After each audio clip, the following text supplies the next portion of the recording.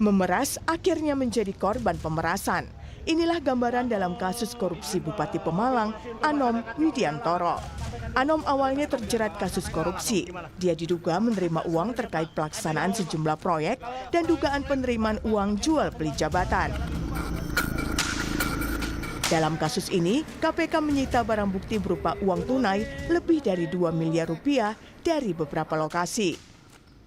Saat kasusnya sedang bergulir di KPK, Bupati Anom justru diperas oknum pegawai KPK dengan iming-iming dibantu dalam pengurusan perkara.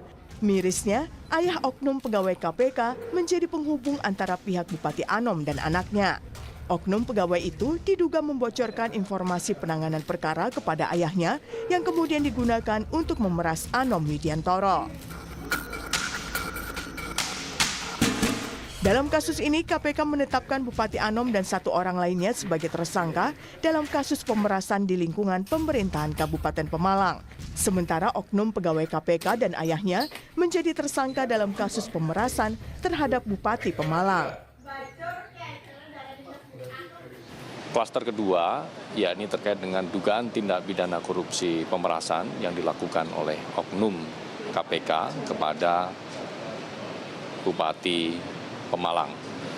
Atas 2 klaster penyidikan tersebut, berdasarkan kecukupan alat bukti yang sah, penyidik kemudian telah menetapkan 4 orang sebagai tersangka.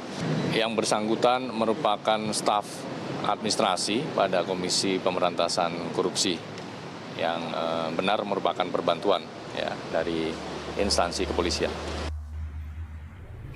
Dalam kasus ini, KPK juga turut membawa istri Bupati Pemalang, Nur Faiza Mayenovi, ke gedung KPK Merah Putih bersamaan dengan pihak lain yang terjaring OTT KPK pada Rabu kemarin.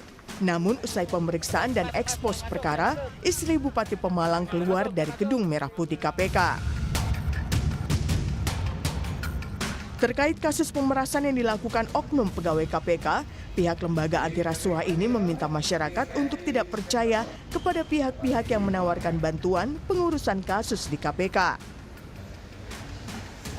Sampaikan kepada masyarakat, kami tidak bosan-bosan mengimbau untuk selalu waspada dan hati-hati dengan berbagai modus, baik pemerasan, penipuan, ataupun modus-modus lainnya yang mengatasnamakan dapat melakukan pengurusan perkara di KPK. Kami tegaskan sekali lagi bahwa seluruh proses penanganan perkara yang dilakukan oleh KPK semuanya dilakukan secara objektif berdasarkan alat bukti, dan kami juga terbuka atas setiap tahapan dalam proses hukum tersebut. Juru bicara KPK Budi Prasetyo menambahkan, kasus pemerasan oknum pegawai KPK juga menjadi koreksi internal lembaga tersebut. Tim Liputan, Kompas TV.